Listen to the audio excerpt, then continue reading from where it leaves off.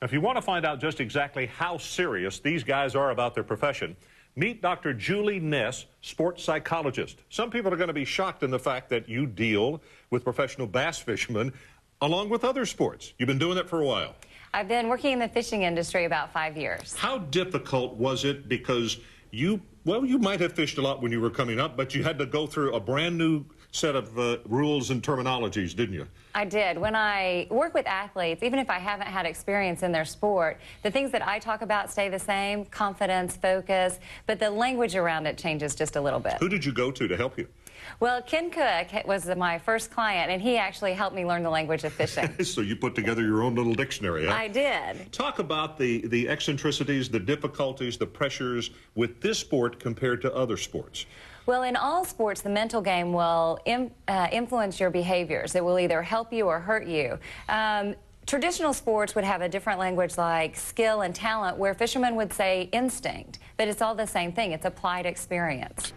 Fishing is probably as mental or more mental than any other sport, because we're dealing with an opponent that we can't see. You're dealing with unknowns, unknowable situations.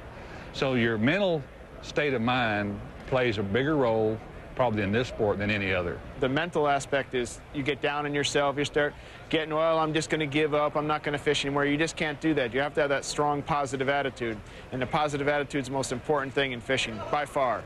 The mental game is so important, because it's not a physical sport like football or baseball where, you got to run a 4-flat 40, you got to be 260 pounds.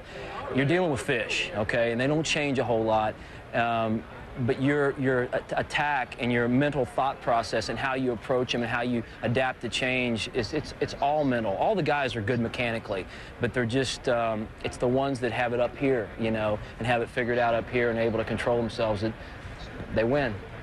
Can you take a guy who is one of those that if the first thing in the morning something goes wrong for him, all of a sudden negative thoughts come into his mind? How do you change a guy from being like that? Well, the first thing is you have to recognize your thinking. Once you do, then you can start changing it, but it would be more proactive in what to do rather than what could possibly go wrong. So you continue to play your game, or you continue to fish your game, if you want to change the language.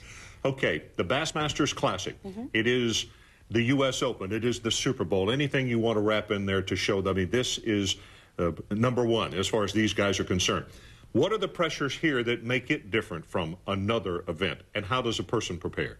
Well, for one thing, any championship, your distractions are going to be magnified. There's just more press, more family, more friends, more things to try to distract you from what you're doing. And also at the Classic, it's the tournament where you want to win, and being second place or anything less doesn't really matter. So you might have a different game plan than normally during the season, where you would set out to just make a good show. At the Classic, you want to win. Now, if you're not used to mentally preparing for that, it can feel as strange as fishing with different equipment. So you have to be prepared in that direction. Dr. Julie Ness, sports psychologist, thanks very much. Very, very enlightening.